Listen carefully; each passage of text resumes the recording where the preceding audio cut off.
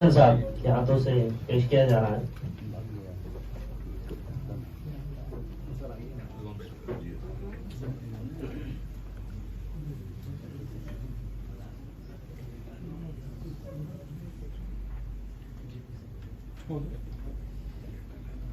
Amendment bill जो लाया गया है, इसके अंदर अमेंडमेंट किया जा रहा है और लगातार इसका विरोध भी पार्लियामेंट में भी नजर आया और उलमा इकराम भी लगातार करते जा रहे हैं। क्या कहेंगे इसके ऊपर? देखिए, जो एक हुकूमत अमेंडमेंट बिल के लेके आई है, आपने यहाँ भी देखा होगा कि जो हमारे मौलाना मोइन साहब हैं, मर्चेंट साहब एक एडवोकेट हैं,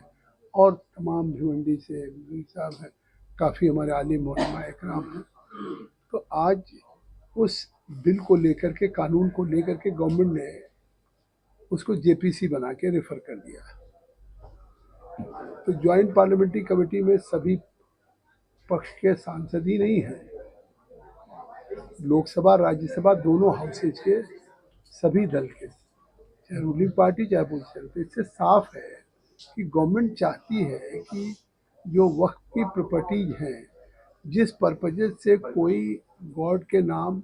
रिलीजियस पर्पजेज के लिए, चैरिटेबल पर्पजेज के लिए दिया जा रहा है, उसका मुकम्मल तौर से सही इस्तेमाल उसी हक में हो। पिछले दिनों सुनने में आया कि काफ़ी वक्त की प्रॉपर्टी जिसको लोग बहुत पवित्रता के साथ वाइजली लोग देते हैं, लेकिन उस पर आज लोगों ने कब्जा कर लिया है, लोग दूसरे लोग रूप से, या जबकि वक्त की प्रॉपर्टी वक्त की ही रहती है, वो कभी भी वंस वक्त फॉर एवर वक्त। तो इस तरह से उसके रिफॉर्म के लिए लाया है। तो उस सिलसिले में जेपीसी बन गई है, जिसको अगले सेशन, पार्लियामेंट के सेशन तक हमको उस पर डिस्कस करके उस बिल को एक कम्प्रहेंसिव बिल बना करके सबमिट करना है। हम उम्मीद करते हैं उसी सिलसिले में माननीय मुंबई आया था मैं, एक अनौपचारिक मुलाकात हमारे जो सुन्नत कि हमारा नेशनल ऑल इंडिया तंजीम है, उसके सभी जो अहदेदारान हैं और हमारे मौलाना मोइन साहब, इनकी क़यादत में हम लोग मिले और हमें एक ज्ञापन भी दिया है। और खाली हमने ज्ञापन नहीं दिया, हमने काफ़ी तफसील से आप लोगों की बातें सुनी हैं, और उसको हम अपने जेपीसी कमेटी के सामने भी रखेंगे। और मुझे लगता है कि आज की बातचीत से या गुफ्तगू से मुझे ये एहसास हुआ है कि मैं अपनी कमेटी के सामने, आज जो मैंने मुंबई में शुरुआत की है, इनको पूरी कमेटी के सामने बुलाएं, जिससे कि कम से कम आप जो एक नुमाइंदगी करते हैं या जो सही मायने में कंसर्न है, इशूज हैं, वो इशूज और कंसर्न को एक कमेटी के सामने आएगी, तो कमेटी फिर एक आपस में रायशुमारी करके कंक्लूजन पे या लॉजिकल एक एंड पे पहुंचने में बहुत आसानी होगी, क्योंकि आप सब लोग उससे सीधे सीधे ताल्लुक से हैं, जुड़े हुए हैं, चाहे खानका हो, चाहे इदारा हो, चाहे हमारी मास्क हो, या जो भी चीज़ें हैं, तो उन चीज़ों से जुड़े हुए लोग हैं। तो मुझे लगता है कि ये केवल हम एक ज्ञापन ले लें, आप लोगों की बात सुन लें, तो ये तो मैंने किया है, और मैं इन चीज़ों को अपने कमेटी के सामने, मुझे एक रजिस्टर्ड भी होता जा रहा है, मैं उन चीज़ों को रखूँगा। लेकिन मैं विश्वास दिलाता हूँ कि आप लोग हैं या वक्फ बोर्ड के भी जो अहदेदारान हैं, या और जो भी स्टेक होल्डर्स हैं, चाहे हमारे या जो अलग अलग सेक्ट हैं, चाहे बरेलवी हो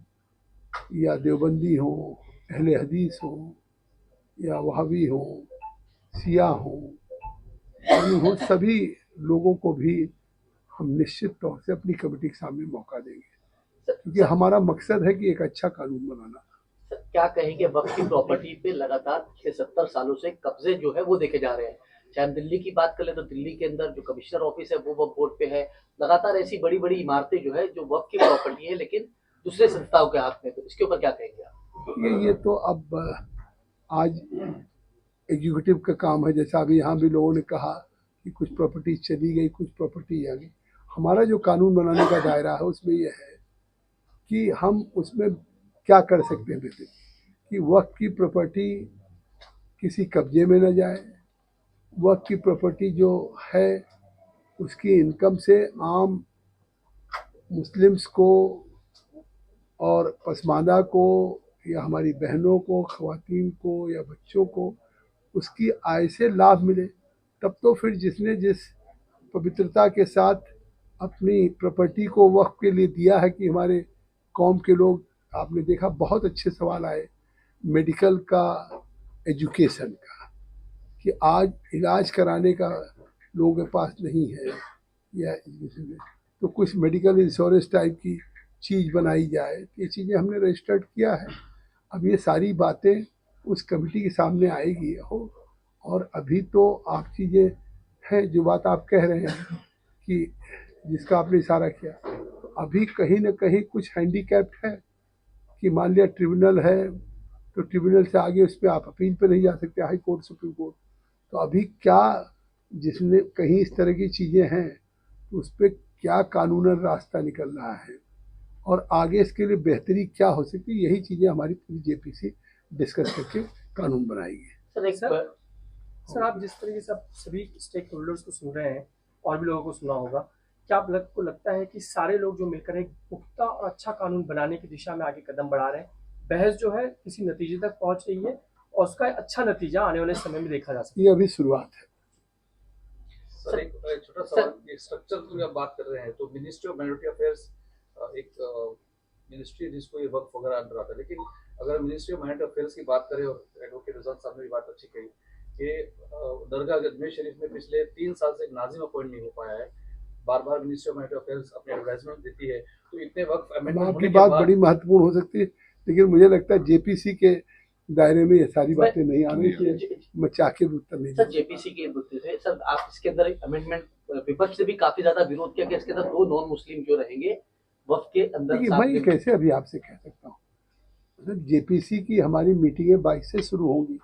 और मीटिंगें हमारी कॉन्फिडेंशियल होती हैं, वो भी हम वहाँ भी प्रेस को कोई चीज़ हम नहीं बता सकते हैं। हम ये जेपीसी हुआ है अपने सभी मेंबर ऑफ पार्लियामेंट, जो 31 मेंबर ऑफ पार्लियामेंट है उनके साथ ये सारी बातें जो ऐसा आपने कहा स्टेक होल्डर्स हैं या चाहे बोर्ड के लोग हैं या चाहे हमको जो ज्ञापन मिल रहे हैं या मंत्रालय के पास होंगे, तो उन चीज़ों पे हम डिस्कस करेंगे और एक